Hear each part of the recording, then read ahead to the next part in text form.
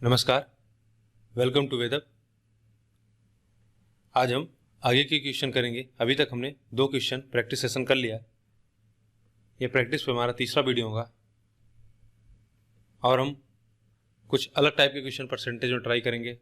तो प्रयास है मेरा कि जितने भी प्रकार से परसेंटेज में क्वेश्चन पूछे जा सकते हैं सभी प्रकार से क्वेश्चन को कवर किया जाए और इसके दौरान क्या हो कि आपका कॉन्सेप्ट बिल्ड हो जाए। फिर उसके बाद किसी भी प्रकार से अगर क्वेश्चन पूछे तो आप उसको हैंडल कर सको। हम पहला क्वेश्चन देखते हैं। हमको दिया कि water tax is increased by, ठीक है, वाटर टैक्स लग रहा है वो 20% से बढ़ जा रहा है, but it's consumption decrease by 20%। यानी अगर वाटर टैक्स 20% से बढ़ता है तो लोग क्या करते हैं कि अपने कंजम्पशन को 20% से कम कर लेते हैं। Then the increase or decrease in expenditure of money. हमें बताना है कि उसके खपत धन के खर्च में वृद्धि या कमी कितनी होगी। ठीक, तो इस तरह के क्वेश्चन अभी हम पीछे किए हैं। हमने उसमें क्या समझाया था आपको कि जब भी आपको इस तरह से कंडीशन आए कि ये हमारा क्या सक्सेस हो या A इंटू बी या किसी प्रोडक्ट का फॉर्म बने, यहाँ पे अगर आप ध्यान से देखो कि कंजम्पशन और उस पर जो टैक्स लगेगा वही क्या होगा, वही तो हमारा एक्सपेंडिचर होगा। मान लीजिए अगर आप 10 लीटर पानी यूज कर रहे हैं और उस पर 1 लीटर पे मान लो 1 रुपया टैक्स लगता है तो 10 लीटर पे 10 रुपया आपका टैक्स लगेगा, तो टोटल आपका एक्सपेंडिचर कितना होगा, 100 रुपया होगा। ठीक, इस प्रकार के जहाँ क्वेश्चन आते हैं जैसे A इंटू बी इंटू बराबर प्रोडक्ट हो, फिर यह चाहे कोई भी हो सकता है, P equals to A into B into C, कहीं तक इसको हमने डिस्कस कर लिया। तो यह एक सक्सेसिव परसेंटेज का केस होता है क्योंकि इसका प्रोडक्ट जो है वह इन क्वांटिटी पे क्या निर्भर करेगा, ABC पे। तो पहले क्या हुआ, 20% को अगर हम कंजम्पशन बढ़ा दिए, पहले हम आपको रेशियो मेथड समझा देते हैं, बाकी फिर इसको हम बताएंगे आप डायरेक्ट कैसे कर लोगे। डायरेक्ट आप बोल सकते हो क्या 4% का डिक्रीज होगा। जब क्योंकि 20% का इंक्रीज किया जा रहा है और 20% का डिक्रीज कर रहे हैं, तो हम बता चुके हैं जब X% आप इंक्रीज करोगे X% डिक्रीज करोगे तो यह टोटल कितना होता है x स्क्वायर बाई 100 कर लो, तो यह कितना हो जाएगा 400। 20 का स्क्वायर 400 बटा 100 यानी 4% का डिक्रीज होगा। लेकिन रेशियो से भी आप समझ लो कि 20% का इंक्रीज हुआ तो 1 से कितना हो जाएगा, अगर कोई हमारी वैल्यू 5 होगी तो वो 5 से कितना हो जाएगी, 6 हो जाएगी। और 20% का डिक्रीज होने का मतलब 5 से हुआ वैल्यू कितना हो जाएगी, 4 हो जाएगी। तो बहरहाल प्रभाव कितना पड़ा, पहले 25 था इन दोनों का मल्टीपल और बाद में कितना हो गया 24। 1 की कमी हुई, 1/25 वैल्यू क्या होती है, आप कहोगे 4%, और क्लियरली दिख रहा 25 से वैल्यू क्या हो गई 24 हो गई, तो क्या हुआ, कमी हुआ। ठीक है, अगला क्वेश्चन देखेंगे। इस क्वेश्चन को पढ़िए कि दिया है कि the price of sugar is increase by 20%, the expenditure on sugar has to be kept the same as earlier, the ratio between the reduction in consumption and the original consumption is. Basically इस तरह के कितने question हम लोग कर चुके हैं कि अगर मान लो A की उम्र B से 20% अधिक है तो B की उम्र A से कितने % कम है। वही है ना कि अगर हम 20% प्रोडक्शन शुगर की को इंक्रीज कर दे रहे हैं, राइट, शुगर के प्राइस में, शुगर में अगर 20% का इंक्रीज हो गया तो हमसे पूछा जा रहा है कि हम एक्सपेंडिचर को सेम रखने के लिए कंजम्पशन को कितने % से रिड्यूस कर दें, कंजम्पशन को कितने % से रिड्यूस कर दें। लेकिन यह लिखा नहीं है, बस लिखने का तरीका यह है कि हमको बताना है कि रेशियो क्या होगा जो अर्लियर हमारा कंजम्पशन था, राइट, और जो रिडक्शन हुआ कंजम्पशन और ओरिजिनल कंजम्पशन में क्या हमारा रेशियो होगा। तो यह वही बात हुई कि अगर A को B तक आप बढ़ाए फिर B से A तक जाने के लिए कितना % होगा। तो मैंने इसको कई तरीके से आपको समझाया था। एक फार्मूला बताया था कि आप x/100 कर सकते हो प्लस x इंटू 100। 20% का इंक्रीज हुआ तो 20/120 गुणे 100 कर दोगे तो यह 1/6 हो जाएगा। इसका क्या मतलब हुआ कि अगर हमारा कंजम्पशन, अगर टोटल कंजम्पशन हमारा 6 था तो 1 का क्या हुआ, हमारा डिक्रीज हुआ। तो हमको बताना है डिक्रीज इन कंजम्पशन और इनिशियल कंजम्पशन कितना हुआ था, 1/6 होगा। आप यहाँ से डायरेक्ट बोल सकते हो, ठीक है। या दूसरा मैंने आपको बताया था कि 20% इंक्रीज होने का क्या मतलब हुआ, 20% का वैल्यू आप बताए थे 1/5। अगर A है और B, AB रूल में आपको समझाया था कि ए से बी 20% बढ़ा दिया जाता है, तो इसका मतलब 1/5। तो बी से ए पहुंचने के लिए आपको कितना परसेंट कम करना पड़ेगा, मैंने बताया था। यहाँ पे देखो इंक्रीज कर रहे हो, 1 + 5 ऐड कर दो। अगर डिक्रीज करोगे तो 1 -4 कर देना, वही सॉरी 5 - 1 कर देना। या 1/4 हो जाएगा या 1/6 हो जाएगा। तो यहाँ पे कितना हो जाएगा, 1/6 हो जाएगा, 1/6। और हमको देखो यहाँ पे क्या पूछा है, हमको बस ये पूछा है कि जो कंजम्पशन में कि जितना रिडक्शन होगा और ओरिजिनल कंजम्पशन का क्या रेशियो होगा। तो अगर ओरिजिनल कंजम्पशन हमारा अगर 6 होता तो हमको कितना रिड्यूस करना होता, 1। या आप ऐसे समझ लो कि 20% इंक्रीज कर दिए, 5 हमारा पहले शुरुआत में कंजम्पशन था। कंजम्पशन को हमने क्या किया, प्राइस को हमने क्या किया, 5 से 6 बढ़ा दिया। तो देखो प्राइस इनटू कंजम्पशन, यही हमारा क्या होगा, एक्सपेंडिचर होगा। एक्सपेंडिचर को हमको कांस्टेंट रखना है। तो अगर हम प्राइस इंक्रीज करेंगे तो जाहिर सी बात क्या है, कंजम्पशन हमको कम करना पड़ेगा। तो प्राइस अगर हमारा 5 से 6 हो जाएगा, 5 से अगर 6 हो जाएगा तो कंजम्पशन को क्या करोगे आप, 6 से 5 कर दोगे, क्योंकि यह एक दूसरे की क्या इनवर्सली प्रोपोर्शनल होता है। यहाँ से भी आप डायरेक्ट बोल सकते हो। या दूसरा तरीका कि अब आपको कंजम्पशन को कम करना है, तो पहले कंजम्पशन कितना था, चूंकि यह प्राइस का रेशियो है 5:6, कंजम्पशन का रेशियो क्या होगा, 6:5 हो जाएगा। क्यों, क्योंकि इन दोनों में क्या है, एक दूसरे में व्युत्क्रमानुपात होता है, इनवर्सली प्रोपोर्शनल होता है। तो पहले कंजम्पशन अगर 5 था, अभी कंजम्पशन 6 हो गया, और हमको एक्सपेंडिचर सेम रखना है, ठीक है। एक्सपेंडिचर सेम रखने के लिए क्या होगा,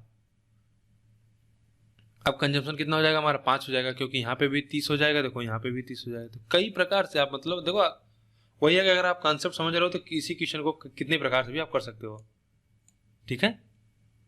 अब जैसे अगर मैं इसी को और समझाऊंगा आपको, तो देखेंगे हमने बोला कि अगर हमारा प्राइस 5 था तो 20% इंक्रीज हुआ तो 6 हो गया।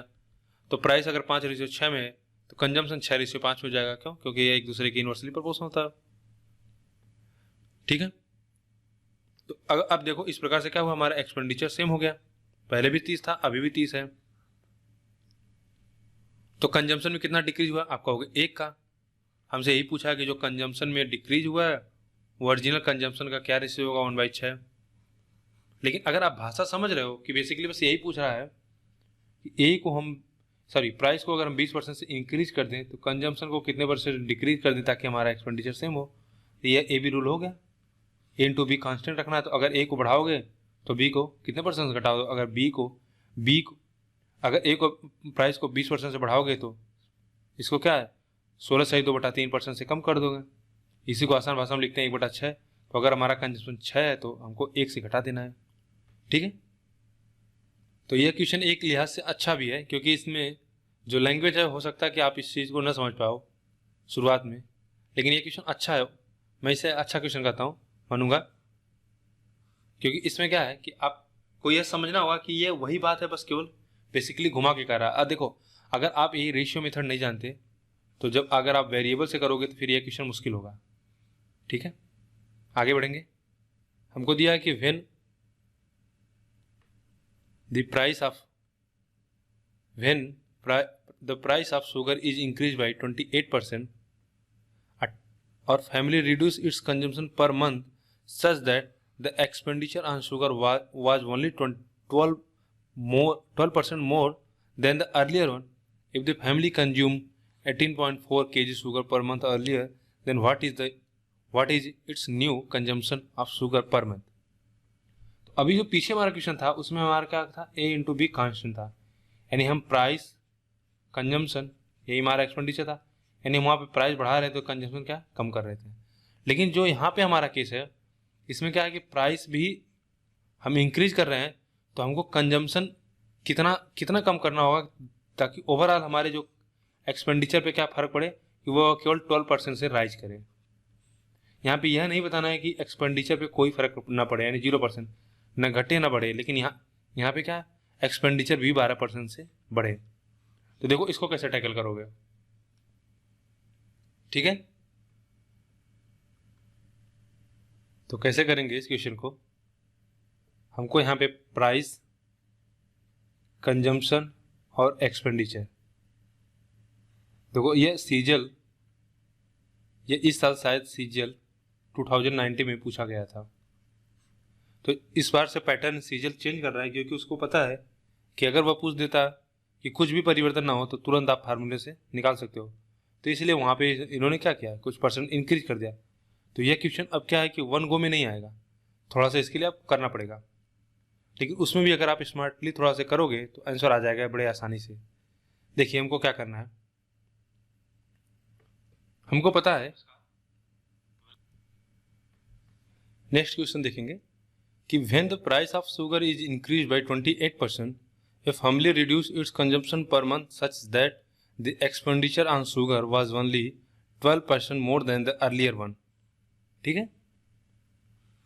if the family consumed 18.4 kg sugar per month earlier, then what is its new consumption of sugar per month? क्या दिया हुआ है बेसिकली कि जो प्राइस में है वो 28% से इंक्रीज कर जाती है, तो हमें बताना है कि कंजम्पशन को हम कितना रिड्यूस करें कि जिससे हमारे एक्सपेंडिचर पर ओवरऑल 12% से इंक्रीज कर जाए। तो अभी हमने पिछला जो क्वेश्चन देखा था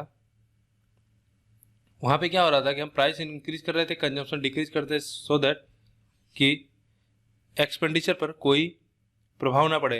लेकिन यहाँ पे एक्सपेंडिचर क्या है, इस एक्सपेंडिचर पे प्रभाव पड़ रहा हुआ क्या है, 12% से राइज कर रहा है। तो इसको कैसे करोगे, और ये शायद सीजीएल एसएससी सीजीएल 2019 में पूछा गया हुआ है। सीजीएल अब क्वेश्चन थोड़े से स्मार्टली पूछ रहे हैं, क्योंकि उनको पता है कि अगर सीधा वो पूछ देते कि तो आप फार्मूले अप्लाई करके निकाल लोगे। लेकिन यहाँ पे क्या है कि आपको थोड़ा सा एक स्टेप जाना पड़ेगा, वन को में आप नहीं निकाल पाओगे। और दूसरी बात कि अगर आप थोड़ा मेथड जानते हो तो आप स्मार्टली इसको इजीली हैंडल कर सकोगे। तो देखो हम जानते हैं कि price into consumption equals to क्या होगा, मेरा एक्सपेंडिचर होगा। भाई कितना प्राइस है, कितना हम कंज्यूम कर रहे हैं, यही तो हमारा खर्च होता है। तो प्राइस हमारा क्या हुआ, 28% से इंक्रीज कर गया। 28% से इंक्रीज करने का क्या मतलब हुआ कि अगर पहले 100 था तो अब कितना हो गया, आप कहोगे 128 हो गया।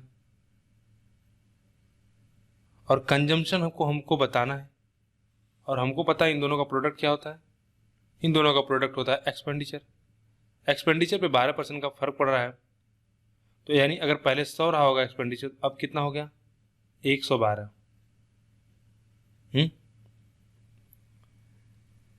या इसे हम आसानी से कहेंगे कि अगर 12% इसको 4% का 3 टाइम्स है, और 4% हमको पता है 1/25 होता है, तो 3/25 हो जाएगा। अगर हम कहें नंबर 25 था हमारा, अभी कितना हो जाएगा 28। इसको हटा देते हैं सब। उसी तरह अगर हम कहें 2% होता, लेट से 2% होता, तो वह कितना होता 1/50। तो उसका ये कितना 14 टाइम्स है, तो यानी 14/50, राइट। या हम कह सकते हैं कि 48 है, जिसको हम 4% इंटू 7 टाइम्स कर दें, तो 4% का हमको पता है कितना 1/25, तो इसका 7 टाइम है। तो अगर हमारा 25 होता तो ये कितना हो जाएगा 32। तो ये हमको आसान होगा। या फिर आप चाहे 100 और 128 काटते तब भी मिल जाता आपको, ठीक है। अगर 4 से आप काटते तो यही मिलता आपको। अब देखो हमको एक्सपेंडिचर क्या है 25 से 28, तो कंजम्पशन हम क्या है यहाँ पे फ्री है, ठीक है। यहाँ पे तो हमको दिया कि पहले कंजम्पशन कितना 18.4 होता था, लेकिन अगर हम 18.4 करेंगे तो यह 25 हमारा कोई यूज नहीं आएगा। तो हम ऐसा करते हैं कि कंजम्पशन अपनी तरफ से कुछ एज्यूम कर लेते हैं, फिर जो आएगा बाद में हम उसको इक्वेट कर लेंगे।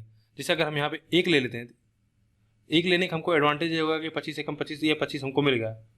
तो हमको इसको 28 बनाने के लिए हमको यहाँ कंजम्पशन क्या करना होगा, ये था यहाँ पे 28 बनाने के लिए हम क्या करेंगे, बस सीधा 32 से इसको डिवाइड कर दें और 28 से गुणा कर दें। अगर अब देखो इसमें 32, अगर 32 का 28/32 करोगे तो क्या मिलेगा 28 मिलेगा। तो ये हम कहें, ये हम हमारे लिए आसान होगा। तो यानी पहले कंजम्पशन अगर हमारा 1 था तो अभी कंजम्पशन कितना हुआ 28/32। तो हमसे पूछा कि then what is the its new consumption of sugar per month. तो पहले 1 था, तो एक किसके बराबर था, एक हमको क्वेश्चन में दे रखा 18.4 के, तो 28/32 किसके बराबर होगा, आप कहोगे 28/32 एक 18.4 के बराबर होगा, राइट। इसको हम 6 से काटें, 4 से, 4 से कट जाएगा, या 8 से, 8 दूनी 16, 8 त्रिक 24, 8 दूनी 16, 8 त्रिक 24, 8 चौक 32, यह हो जाएगा 7, 140 और 21 कितना होगा 161, यानी 16.1 kg। तो इसमें जो सबसे महत्वपूर्ण समझने वाली बात आपको है वह यह है कि हमको क्या है कि कंजम्पशन हमारा, प्राइस हमारी इंक्रीज कर रही है और कंजम्पशन में भी हमारे परिवर्तन आ रहा है, तो सॉरी एक्सपेंडिचर में भी परिवर्तन आ रहा है। तो अगर आप क्या करो कि कंजम्पशन अगर हमारा यह 25 है, ये भी 25 है, तो हम सोचें कि इसको 1 से मल्टीप्लाई कर दें, क्योंकि अभी हम यहाँ पे फ्री हैं। आप 1 से भी लेना चाहो तो 1 से ले लो, तो फिर आपको यह परेशानी होगी 25/x इक्वल टू 25, मान लो यहाँ से करोगे तब भी x की वैल्यू 1 आ जाएगी, फिर यहाँ से पुट करोगे 28/x। तो हम ये सब क्यों करें, हमको पता है अगर मान लेते हैं हमारा कंजम्पशन पहले 1 kg था तो हमारा एक्सपेंडिचर कितना होगा 25, अभी हमारा एक्सपेंडिचर 28 हो गया, तो इसको 28 बनाने के लिए कितना मल्टीप्लाई करेंगे, अभी हमारा कंजम्पशन कितना होगा 28/32, या ऐसा कर लो कि प्राइस इंटू कंजम्पशन वाला एक्सपेंडिचर होता है, अब हमारा एक्सपेंडिचर कितना है 28 है, कंजम्पशन हमसे पूछा जा रहा है, प्राइस हमको पता है 32, तो 32 से डिवाइड कर देंगे 28/32। लेकिन सीधा लॉजिक आप लगा सकते हो। तो अगर हमारा एक कंजम्पशन था तो एक किसके बराबर है, चूँकि हमको क्वेश्चन में दे रखा है कि 28.4, तो एक 28.4 के बराबर है, तो 28/32 किसके बराबर है 16.1 kg। अच्छा क्वेश्चन है, आगे बढ़ेंगे। कुछ उसी प्रकार से सिमिलर क्वेश्चन है कि the number of seats in a cinema hall is increase by 25%, the cost of each ticket is also increase by 10%। यानी हम क्या कर रहे हैं, सीट को भी इंक्रीज कर रहे हैं और कास्ट प्राइस को भी इंक्रीज कर रहे हैं। The effect of these changes to revenue collection will be an increase of. तो हम देखो भाई, अगर सीट जितनी सीट होगी और एक सीट का क्या होगा जो प्राइस होगा वही टोटल तो रेवेन्यू हमको जनरेट करेगा, राइट। इसी से हमको पूरा रेवेन्यू मिलेगा। तो कैसे निकालोगे आप, ये सक्सेसिव परसेंटेज का चेंज हो गया। सीट में हमने क्या किया, सीट को हमने 25% से बढ़ा दिया और इन टिकट के दाम को भी हमने क्या किया 10% से इंक्रीज कर दिया। तो ओवरऑल कितना चेंज होगा, आप चाहो तो x + y से निकाल लो।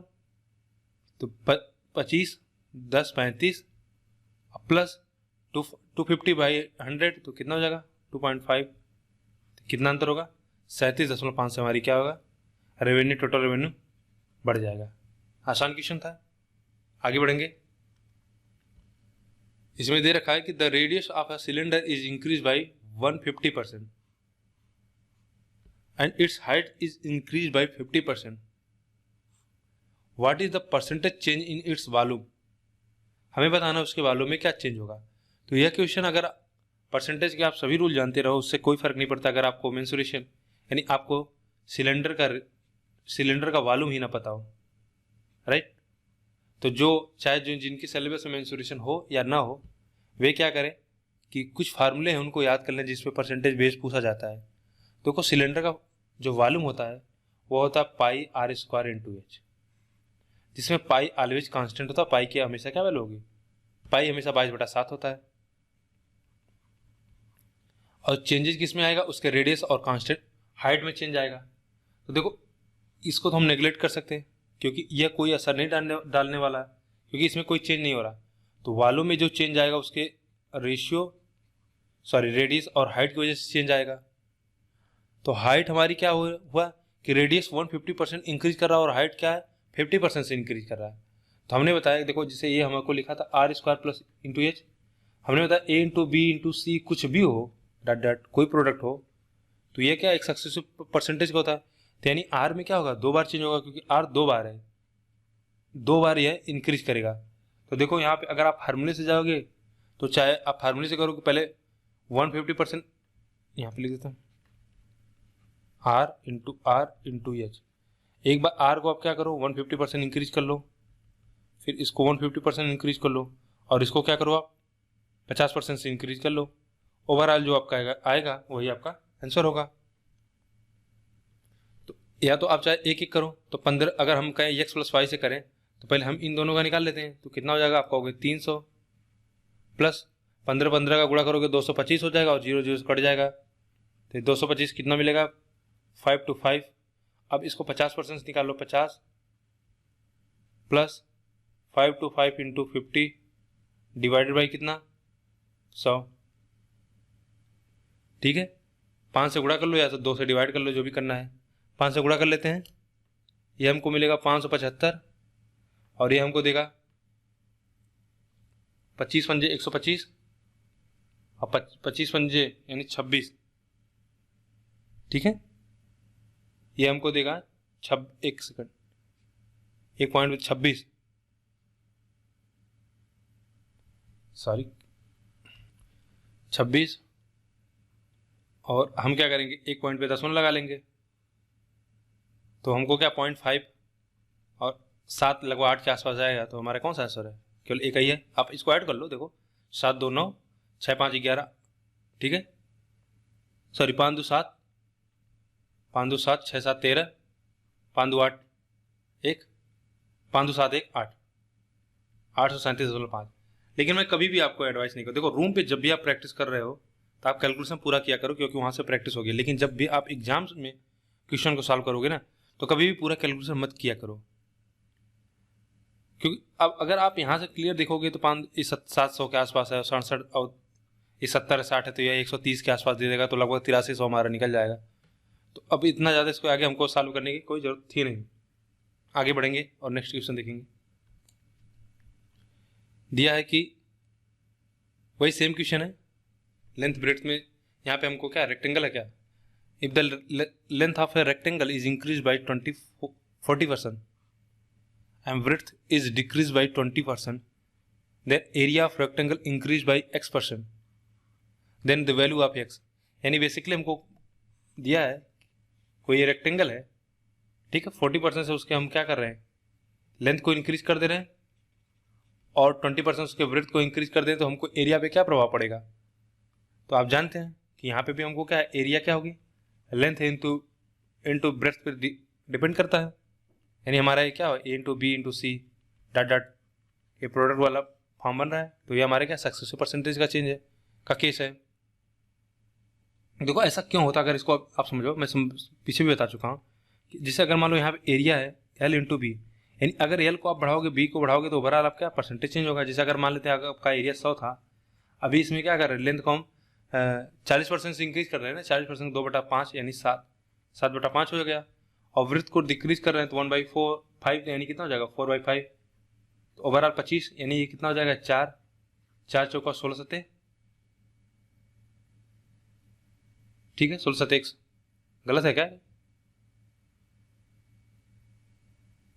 ठीक है 16 सत्ते 112, 16 सत्ते मेरे दिमाग में 126 बार आ रहा है, 16 सत्ते 112 हो जाएगा। तो अगर हमारा शुरुआत में एरिया 100 था तो अभी कितना हो जाएगा 12, तो कितना इंक्रीज हुआ 12% का। आप यहाँ से कर सकते हो, या आप बिल्कुल आप फार्मूला अप्लाई करो, 40% का इंक्रीज 20% का डिक्रीज माइनस 800 डिवाइड बाई 100, यह कितना हो जाएगा 20 में से डिक्रीज कर दोगे 12%। तो किसी भी तरीके से आप कर सकते हो। आगे बढ़ेंगे। दिया है कि a man's annual income has increase by 2 lakh rupees, but the tax on income that he has to pay has reduced from 20% to 16%. He now pays the same amount of tax as before. What is his increased income? क्या हुआ इसका मतलब कि देखो कोई व्यक्ति था पहले, अगर मान लो उसके पास 100 रुपया था, मान लो उसके पास पहले 100 रुपया था, तो उसे कितना टैक्स पे करना पड़ता था 20%। अभी उसकी इनकम क्या हुई 2 लाख से बढ़ गई, अब उसको इनकम क्या है 20% की जगह 16% से पे करना पड़ रहा है। लेकिन दोनों जगहों पे जो उसके द्वारा पे की गई राशि है वह सेम है। क्यों? क्योंकि यहाँ पे 2 लाख बढ़ जा रहा है, तो जो 16% से हम बढ़ा रहे हैं, कम कर रहे हैं, वह इसको मैनेज कर ले रहा है, राइट। तो यह कितना हो जाएगा, आप अगर आप परसेंटेज से परसेंटेज काट दोगे तो यह 20x और यहाँ पे 16 दिया, हमको मिलेगा 4x, और यहाँ पे कितना 16 दूनी 32 लाख है, तो x बराबर हमको कितना मिल गया 8 लाख। तो 8 लाख हमारा क्या शुरुआत में हमारी इनकम थी, क्या हमसे पूछा है कि उसकी बढ़ी हुई आय, बढ़ी हुई आय क्या होगी, 2 लाख और बढ़ गई तो क्या हो जाएगा 10 लाख रुपया। ठीक है, अब देखो है तो बहुत छोटा क्वेश्चन, लेकिन मैं आपको बस बता रहा हूं कि आप सभी जितने भी क्वेश्चन आप ट्राई किया करो, कुछ ना कुछ सोचा करो उसमें। जैसे इसी क्वेश्चन को अगर हमको यहां से डायरेक्ट लिखना होता, यहां से डायरेक्ट लिखना होता, कैसे लिखते हम, तो आप थोड़ा सा विचार, बस सोचना है, सोच लोगे तो समझ जाओगे कि देखो अगर पहले हमारी कुछ भी इनकम थी, राइट, उसमें हम 20% पे कर रहे थे टैक्स, लेकिन जब हमारी इनकम कुछ 2 लाख से बढ़ गई, 2 लाख से इंक्रीज कर गई, तो अब हम 16% ही पे कर रहे हैं टैक्स, लेकिन फिर भी हमारे दोनों की राशि जो बराबर है। तो ऐसा क्यों हो रहा है, आप कहोगे क्योंकि 2 लाख रुपए बढ़ गई। तो जो 2 लाख रुपए बढ़ रही है, यानी अगर आप मान लेते हैं अगर पहले जो इनकम होती अगर 16% से उस पर टैक्स लेते, तो यह जो आपको घाटा होता, यह 2 लाख यहाँ पे आके क्या है, अगर उस 2 लाख पे और 16% का इंक्रीज कर दोगे, तो टोटल अगर x प्लस 2 लाख कर लोगे तो ये 16% जो है यही इसके अकेले x के 20% के बराबर होगा। यानी आप कहोगे कि ये जो 4% का डिक्रीज हो रहा है परसेंटेज में, यानी हम कहेंगे इसका जो 4% है टोटल इनकम का, यह कहाँ से मैनेज हो रहा है, उस 2 लाख के 16% पर मैनेज हो रहा है। एक बार मैं और समझाता हूँ कि मैं क्या समझाना चाह रहा हूँ।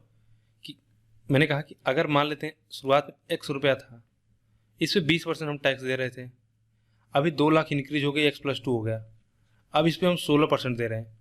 मैंने बोला कि पहले 20% देते थे, अभी 16% दे रहे हो, 4% कम दे रहे हो, उसके बावजूद भी टैक्स कैसे बराबर हो रहा है। तो आप कहोगे कि 2 लाख क्या हुआ, बढ़ा। तो इस जो ये 2 लाख रुपए बढ़ रहा है, यानी देखो इस x% पे 16% लगेगा और इस 2 लाख रुपए पे भी 16% लगेगा, यानी यह जो 2 लाख हमारा है, इस पे जो 16% टैक्स लग रहा है, यह इस पे जो 4% का डिक्रीज हुआ है पूरी राशि पर, उसको क्या है मैनेज कर रहा है। तो यानी हम डायरेक्ट कर सकते हैं x का 4% 2 लाख के 16% के बराबर होगा। तो हम यहाँ से डायरेक्ट कर सकते हैं, तो यहाँ से परसेंटेज काट दोगे तो 4x बराबर 32 लाख आ जाएगा। ठीक, आप कहोगे इसमें इतना दिमाग क्यों लगाना है, हम तो यहाँ से डायरेक्ट कर सकते हैं। लेकिन जैसे जब कभी बड़ा क्वेश्चन आएगा या जब आप एवरेज पढ़ोगे वहाँ पे डेविएशन मेथड, तो वहाँ पे इस तरह की थिंकिंग चाहिए। तो मैथ आप जब भी कर रहे हो धीरे धीरे थिंकिंग डेवलप करते रहो। नेक्स्ट क्वेश्चन देखेंगे, ये बड़ा कॉमन टाइप है परसेंटेज या प्रॉफिट एंड लॉस में, इससे लगभग सभी एग्जाम में पूछा जाता है क्वेश्चन। हमको दिया कि reduction of 20% in the price of wheat enable Harendra two by 5 kg more wheat for 320, the original rate of wheat was, यानी 20% की अगर गेहूं के मूल्य में कमी कर दी जाती है, ठीक है, तो कमी होने की वजह से हरेंद्र अगर 320 रुपये का सामान खरीदता है तो उसे अब 5 kg गेहूं अधिक मिलेगा। तो हमें बताना है कि गेहूं का आरंभिक मूल्य क्या था। देखो इस क्वेश्चन को सबसे आसानी से आप करोगे रेशियो के मेथड से। कैसे, देखिए अगर आप शुरुआत में यहाँ पे एक चीज समझना, देखो पहले प्राइस कंजम्पशन हमारे ये क्या देगा एक्सपेंडिचर, और अगर आप शुरुआत में 320 रुपया दुकानदार किसी दुकान पे मान ले सामान चीनी खरीदने जाते तो आपको मान लेते x kg मिलता। अब अगर वही 320 रुपया लेके अब दुकान पर जाओगे तो चूंकि प्राइस कम हो गई तो क्या है आपको 5 kg ज़्यादा चीनी मिल जाएगी। तो आपने एक चीज़ नोटिस किया कि यहाँ पे हमारी प्राइस में परिवर्तन हो रहा है, प्राइस हमारा बढ़ रहा है, कंजम्पशन हमारा घट जा रहा है, लेकिन हमारा एक्सपेंडिचर यानी हम दोनों बार 320 रुपया ही लेके जाएंगे। तो हमारा जो एक्सपेंडिचर यहाँ पे क्या है कांस्टेंट है। तो हम कहेंगे ए बी रूल अप्लाई कर सकते हैं कि प्राइस को हम इंक्रीज करेंगे तो कंजम्पशन क्या होगा डिक्रीज करेगा। क्यों, क्योंकि यह एक दूसरे के क्या है इन्वर्सली प्रोपोर्शनल है। तो हम कहेंगे अगर गेहूं हमको प्राइस का रेशियो पता चल जाएगा, क्योंकि गेहूं के मूल्य में क्या हुई 20% की कमी हुई, तो पहले अगर 5 था अब कितना हो जाएगा 6, तो कंजम्पशन क्या हो जाएगा जैसे इसका रिवर्स हो जाएगा 4:5। चूंकि कंजम्पशन यहाँ पे कितना बढ़ रहा है 1 kg बढ़ रहा है, जबकि हमको क्वेश्चन में कितना दिया है 5 kg ज़्यादा खरीद लेता है। तो हमें बताना है कि गेहूं का आरंभिक मूल्य क्या था। तो शुरुआत में कितना कंजम्पशन था, आपका 5 के बराबर, तो 4 कितने के बराबर होगा 20 के बराबर होगा। तो शुरुआत में जो गेहूं का कंजम्पशन था वह 20 kg था।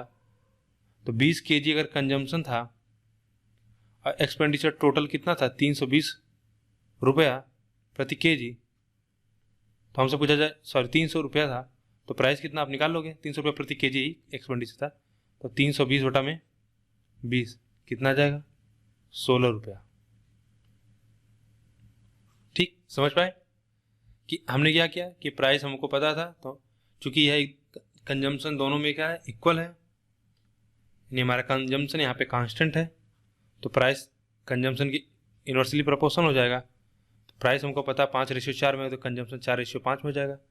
चूंकि यहाँ पे एक का इंक्रीज हो रहा था, एक कितने के बराबर दे रखा है हमको क्वेश्चन में 5 kg के, तो शुरुआत में कंजम्पशन कितना था 20 kg, तो प्राइस कितना होगी 20 kg कंजम्पशन हो रहा है और टोटल 320 रुपये एक्सपेंडिचर है, तो आप सीधा कहोगे 16 kg हमारा 16 रुपया क्या था प्राइस था।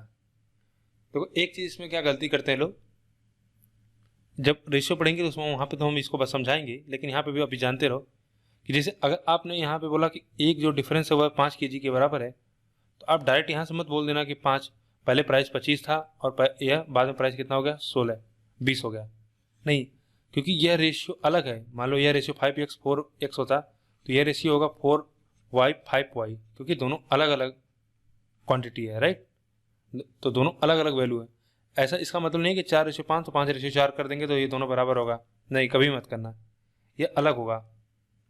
और आप सोच रहे होगे फिर तो हम मल्टीप्लाई कैसे कर लेते हैं। देखो जब हम मल्टीप्लाई इससे मान लो एक्सपेंडिचर निकालना हो तो 20, यहाँ पे 20, दोनों जगह पे हमारा एक्सपेंडिचर सेम आ रहा है, तो यहाँ पे x होता है, यहाँ पे y होता है, यहाँ पे x होता है, यहाँ पे y होता है, तो इधर x y आएगा, इधर भी x y आएगा, तो ये कट जाएगा, तो अल्टीमेटली कितना आ जाएगा 20:20। ठीक, आगे बढ़ेंगे, नेक्स्ट क्वेश्चन देखेंगे। कुछ सिमिलर उसी प्रकार से क्वेश्चन है ये भी कि चीनी का दाम 20% बढ़ जाता है जिससे परिवार 20 किलोग्राम कम चीनी का उपयोग करता है तथा कुल खर्चे 5%। देखो वहाँ पे हमारा क्या था एक्सपेंडिचर दोनों तरफ सेम था, अभी यहाँ पे क्या है एक्सपेंडिचर भी 5% से क्या है बढ़ रहा है, तो वास्तविक खपत बताओ। इस प्रकार का क्वेश्चन अभी हम पीछे कर चुके हैं, तो यह आपके लिए एक होमवर्क होगा, आप इसको खुद से ट्राई करो। पीछे अभी हमने इस तरह के क्वेश्चन ट्राई किए हैं, अभी लगाया था, कौन सा क्वेश्चन था वो,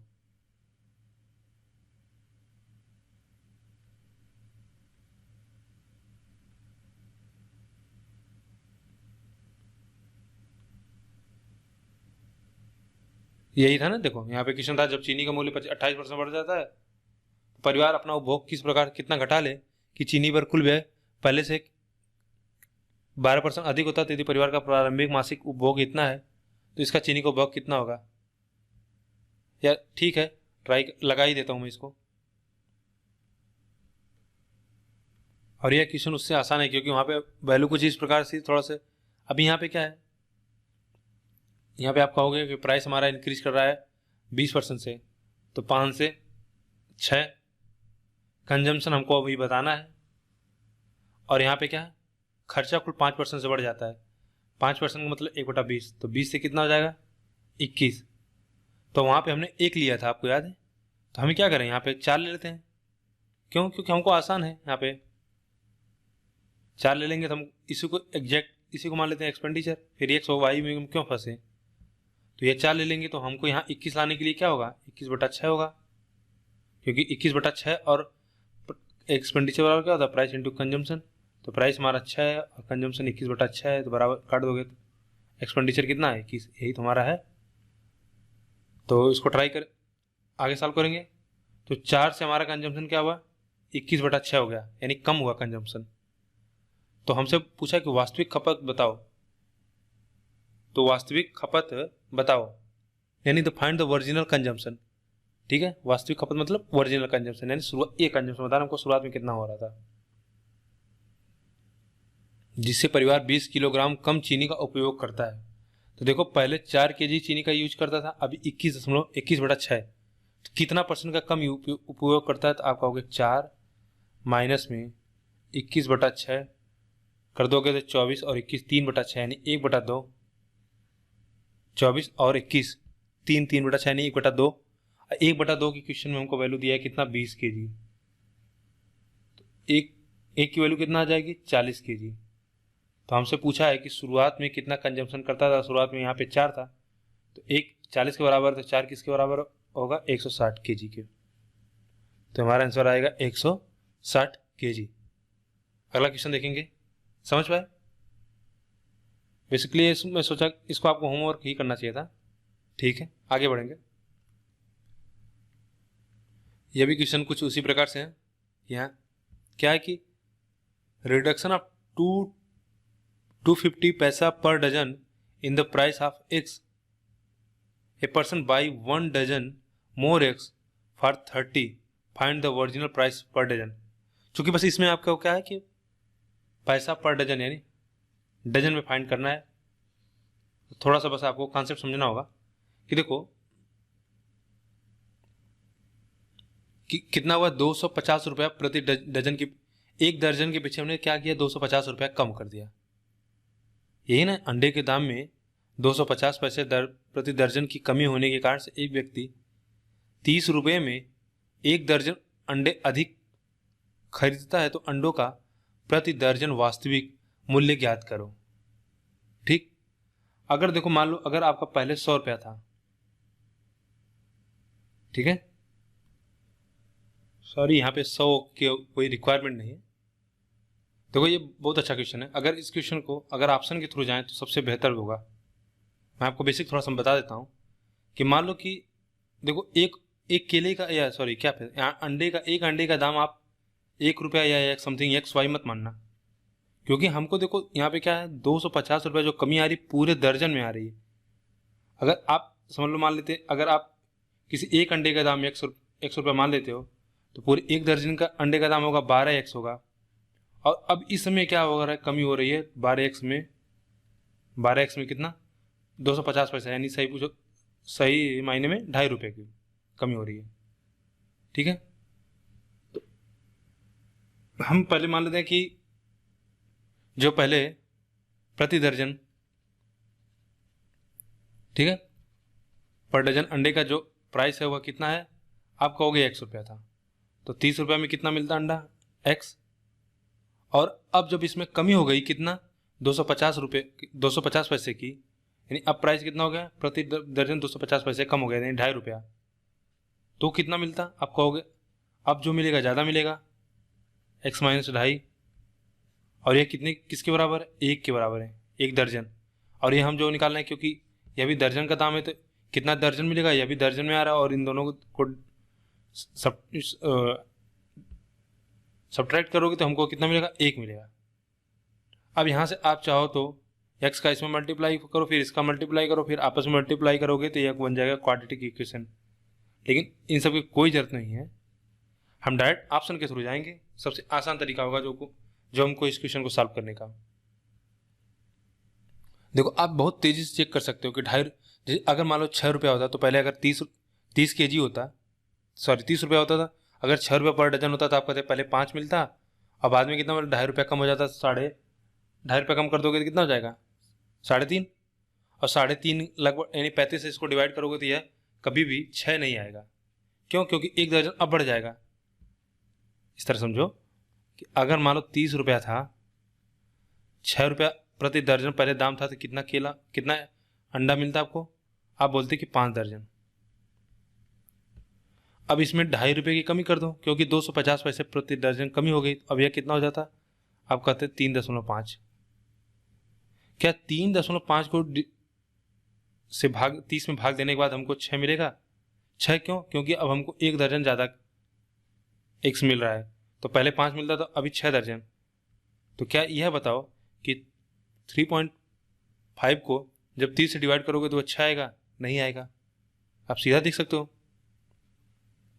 उसी तरह अगर आप 5 लेते हो, 5 रुपया मान ले, 5 रुपया पर डजन आपका था, तो पहले कितना के 1 मिलेगा, आप कहोगे 6 डजन। बाद में क्या होगा, 1 केजी बढ़ जाएगा, तो यह 7 डजन हो जाएगा। प्राइस क्या होगा, 2.5 रुपये हो जाएगी अब, क्यों, क्योंकि 250 पैसे प्रति कम हो जाएगा। तो क्या 2.5 को जब 30 से डिवाइड करोगे तो ये नंबर आएगा, कभी नहीं आएगा, ये आ जाएगा 12 लगभग, क्योंकि जस्ट इसका हाफ हो गया ना, 12 डजन मिलेगा, तो 60 डजन होगा नहीं। तो यहाँ पे मैं लिख रहा हूँ, ये आप बिल्कुल ओरली कर सकते हो कि आपको दिख जाएगा कि 6 से डिवाइड करेंगे 5 आएगा, तो उससे होगा नहीं, तो नहीं हमारा दोनों कट जाएगा। नेक्स्ट चेक कर लो, 10 से करोगे 3, अब हमको क्या 4 मिलना चाहिए, और इसका कम करेंगे तो यह 10 कम कर देंगे तो ये कितना 7.5 हो जाएगा, 7.5 हो जाएगा। तो 7.5 इंटू 4 कर दोगे तो 300 मिल जाएगा। ये हम जानते हैं 75 चौका 300 होता है, 7 चौका 28, 20, 30, तो डायरेक्ट। तो इसको कुछ क्वेश्चन ऐसे होते हैं कि आपको समझना होगा कि हम उसको ऑप्शन के से लगाएंगे तो जल्दी पहुंच जाएंगे आंसर। अगर उसके अलावा अगर आप इस तरह से जाओगे क्वाड्रेटिक क्वेश्चन तो ये फिर बहुत लंबा हो जाएगा, अब इसकी कोई ज़रूरत नहीं है। ठीक है, तो ये अच्छा क्वेश्चन था। अगला क्वेश्चन देख लेते हैं। तो देखो यह एक लास्ट क्वेश्चन था, मतलब लास्ट टाइप का क्वेश्चन था जो मैंने अभी तक आपको कराया नहीं था कि टैक्स या सेल्समैन के इस तरह से क्वेश्चन भी परसेंटेज में पूछा जाता है। और एक और पार्ट था लेकिन मैंने उसको जानबूझ के स्किप कर दिया कि जो मिक्सचर या एलिगेशन में हम उसको पढ़ेंगे कि जैसे होता है ना कि एक कोई फल है, जब वो ड्राई है तो उसमें इतना % पानी है, और जब वो फ्रेश है तो उसमें इतना % पानी है। इस प्रकार के जो क्वेश्चन आते हैं इसको अगर आप एलिगेशन वगैरह पढ़ लोगे तो एक आपकी अच्छी समझ बन जाएगी, तब इसको उस क्वेश्चन को हैंडल करोगे तो ज़्यादा अच्छा होगा। इस क्वेश्चन को देखते हैं। एक बार इस क्वेश्चन को समझ जाओगे तो इस तरह के क्वेश्चन सभी कर लोगे। क्या है कि एक कंपनी है, ठीक है, जो अपने सेल्समैन को 10,000 के ऊपर की बिक्री के पर 7% का कमीशन देता है। सॉरी, 10,000 की बिक्री तक 7% का कमीशन देता है, और 10,000 के ऊपर की बिक्री पर 5% की कमीशन देती है। अगर सेल्समैन ने अपना कमीशन लेने के बाद कंपनी में 47,300 रुपये जमा करता है तो कुल बिक्री ज्ञात करें। देखो ध्यान से समझो क्या है। जैसे मान लीजिए कोई सेल्समैन है, किसी कंपनी में काम कर रहा है, अगर वह शुरुआत के 1,000 10,000 रुपये का सामान बेच देता है तो कंपनी उसको इंसेंटिव के रूप में बोलती है कि भाई हम आपको क्या है 7% कमीशन देंगे। लेकिन अगर आप 10,000 के ऊपर कुछ अमाउंट बेचेंगे तो उसमें हम आपको क्या है 5,000 का कमीशन देंगे। ठीक है, तो इसमें क्या होता है कि जैसे 10,000 पे उसने 10,000 पे जो बेचा उसको 7% कमीशन मिलेगा, तो कितना हो जाएगा 700 रुपया, तो यह कमीशन मिलेगा। बाकी मान लो यहाँ पे भी उसको कुछ कमीशन मिलेगा। तो मान लेते हैं कि अगर इसने टोटल ओवरऑल इसने मान लो 100 रुपये का सेल किया, टोटल इसने अगर मान लो 100 रुपये का सेल किया, तो हमको पता है कि शुरुआत के 1,000 रुपये तो उसको 7 ही मिलना है, चाहे फिर वह एक्स करे चाहे वाई करे, चाहे वह 1 लाख रुपये का सेल्स करे, चाहे 20 लाख का करे, चाहे 1 करोड़ का करे। तो शुरुआत में जो 10,000 उसको उस पर केवल 7% का मिलेगा, तो 10,000 पे तो उसको 7% का टैक्स मिलेगा, तो 10,000 पे तो उसको क्या हुआ कमीशन मिल चुका है। तो अभी कितनी राशि बची है, आप कहोगे एक्स माइनस में 10,000, अभी एक्स माइनस 10,000 बचा है। अब हमको पता है कि 10,000 के ऊपर जब वो सेल करेगा तो उसको 5% कमीशन मिलेगा, तो इस पर उसे क्या 5% का कमीशन मिलेगा। 5% किसका होगा, वो होगा एक्स का, और माइनस 10,000 का 500 कर दोगे तो 5% कर दोगे तो कितना 500। ठीक है, हम अलग अलग करने से अच्छा है कि हम पूरे का एक एक निकाल लेते हैं। और ये वैल्यू हमको दे रखी है कि इसने जो अपना कमीशन अगर निकाल दिया है, हमको दिया है कि अगर सेल्समैन अपने कमीशन लेने के बाद कंपनी में इतना रुपया जमा करता है तो कुल बिक्री ज्ञात करें। तो यह टोटल इसका क्या हुआ, यह इसका टोटल, यह टोटल इसका कमीशन हुआ, और टोटल इसने बिक्री कितना किया था एक्स रुपये, तो टोटल इसने बिक्री किया एक्स का, और इसने अगर अपना इसमें से कमीशन निकाल दिया, जो कि इसका कमीशन कितना है 5% ऑफ एक्स, एक्स का 5%, और यह कितना हो जाएगा 200, अपना कमीशन सब्ट्रैक्ट कर देता है तो यह कंपनी में 47,300 रुपये जमा करता है। यहाँ तक क्लियर हुआ। अब बस अब कुछ सॉल्व कर लो। यह हो जाएगा 1/20 यानी 19/20x, और 200 को उधर लेके जाओगे तो यह कितना हो जाएगा 47,100। ठीक है, क्या 19 से कट जाएगा, 19 दूनी 38, 9,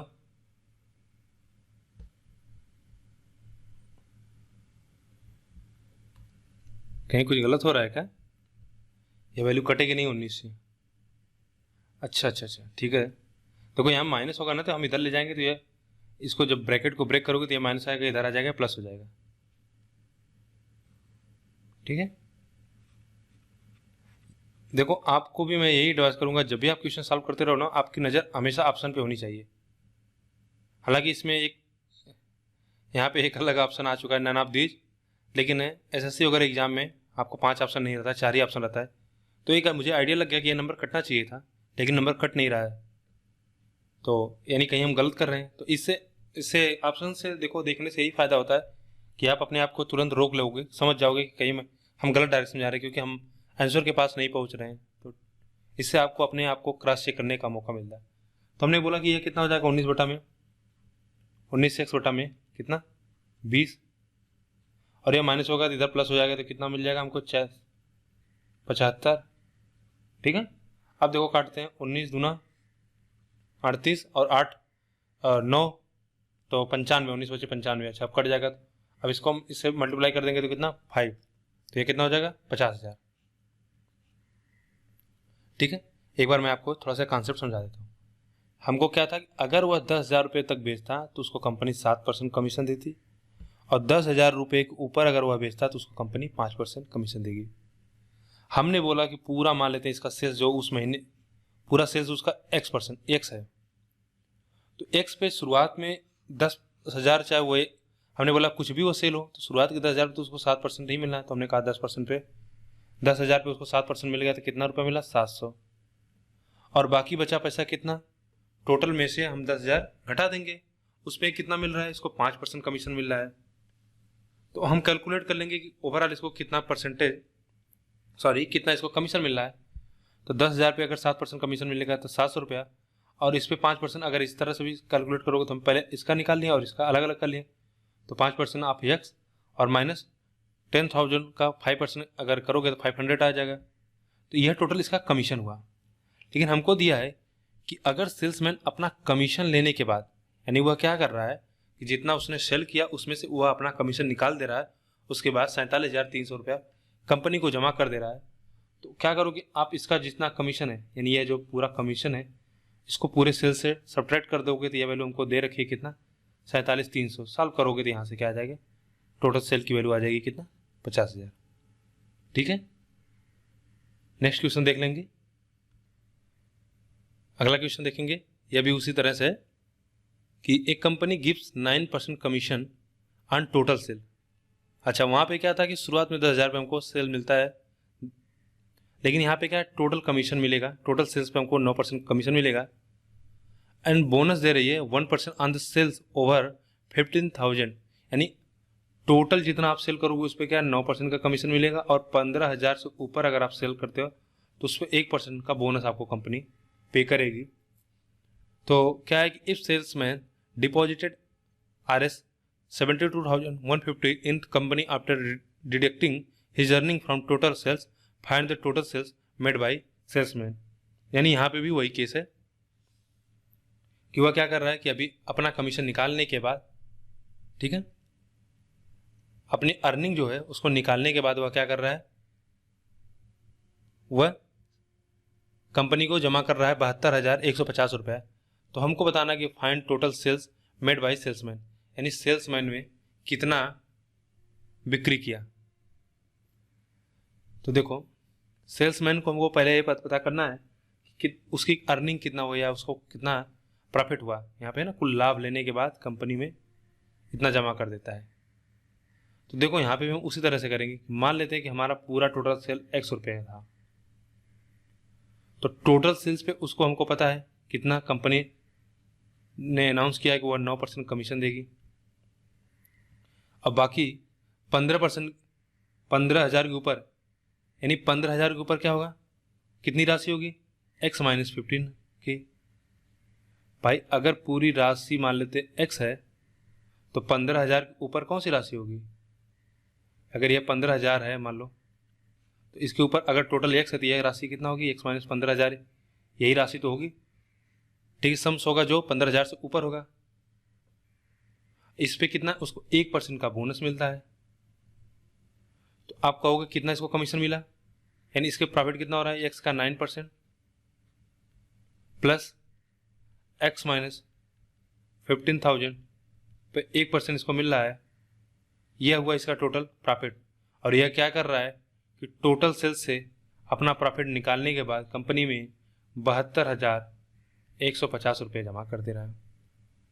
सॉल्व कर लो इसको, एक्स माइनस, देखो ये 1% यहाँ पे एक्स है और यहाँ पे 9% है, तो आप सीधा और दोनों ऐड हो जाएगा तो आप बोल सकते हो कि यह कितना हो जाएगा 10%।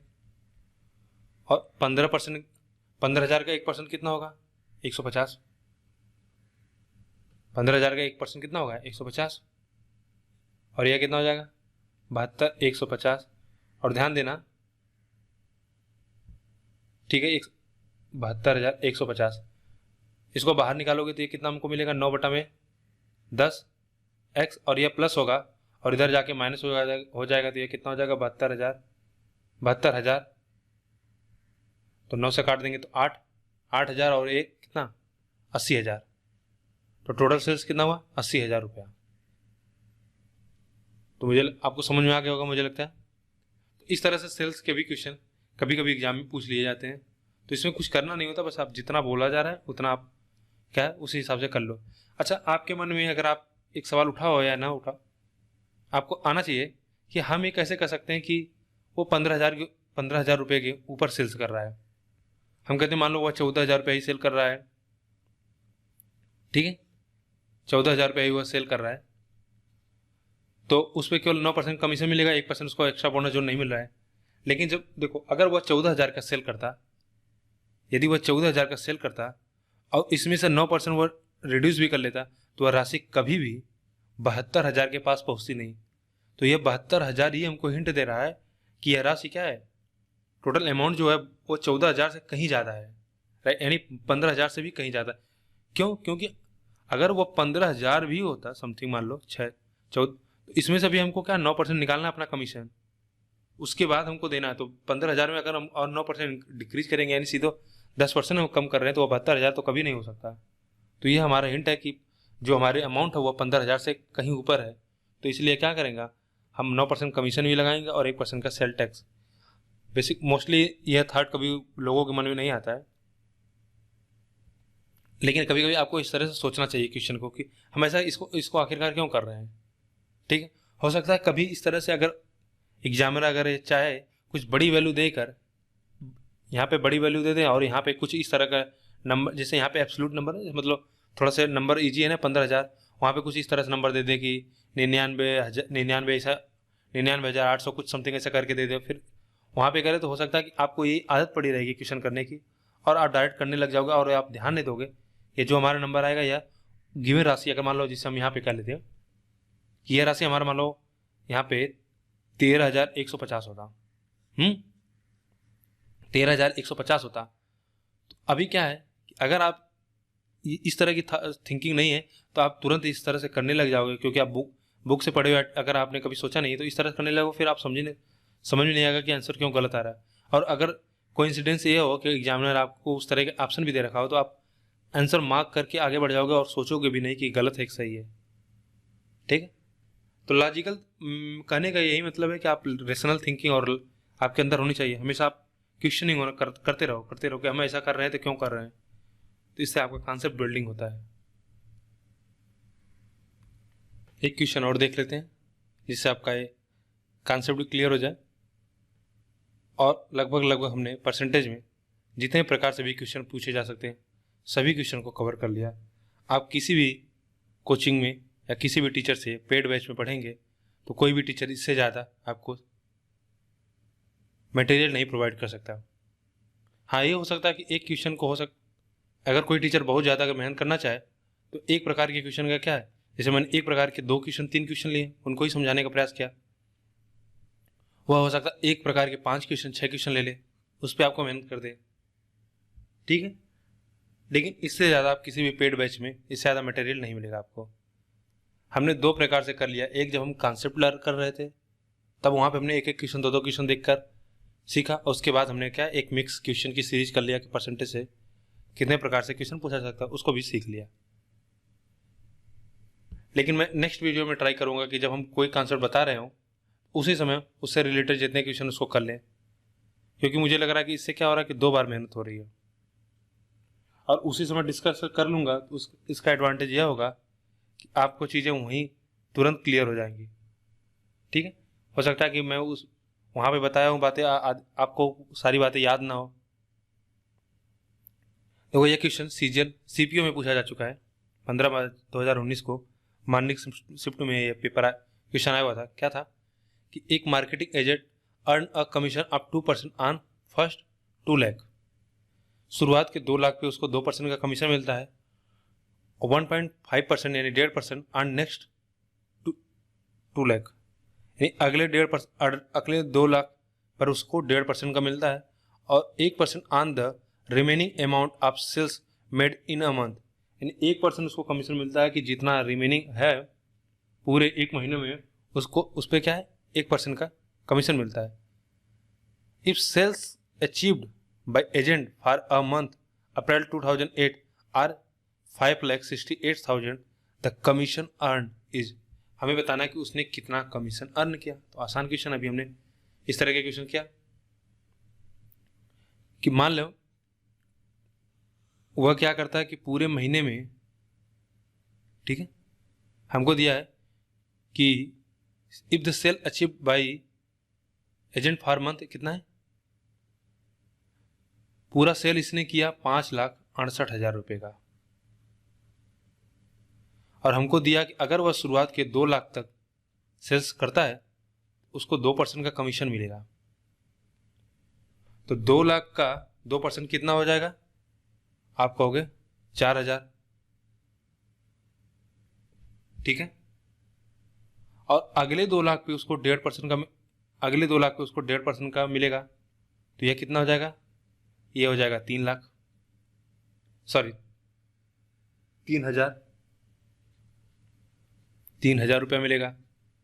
और अब कितनी राशि बची, 2 लाख 2 लाख 4,000, 4 लाख हो गया। तो अभी बचा कितना, आप कहोगे 1,68,000।